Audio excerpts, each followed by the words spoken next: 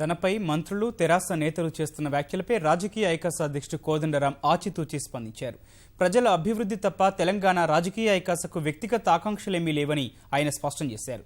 ఆదిలాబాద్ జిల్లా మంచిర్యాలలో ప్రజాకాంక్షలు, ప్రభుత్వ తీరుతెన్నులపై జరిగిన సదస్సుకు హాజరైన కోదండరాం తనపై వస్తున్న విమర్శలను తిప్పికొట్టారు.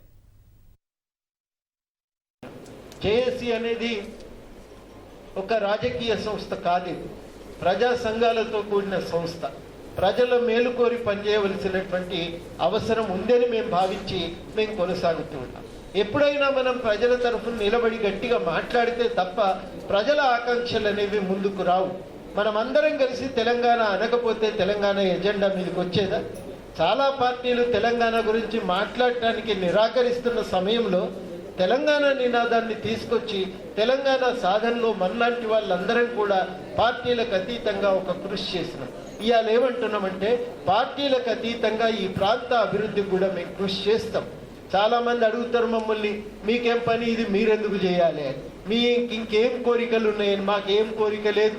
తెలంగాణ ప్రజల యొక్క అభివృద్ధి తప్ప మరి ఇంకే కోరిక కూడా మాకు లేదు. మనకు వెనకాల ప్రజలే, ముందు ప్రజలే, మనసుల ప్రజలే, ఇంకొక తప్ప ఇంకొకటి లేదని కూడా ఈ సందర్భంగా స్పష్టంగా మనమందరం కూడా గమనించాలి.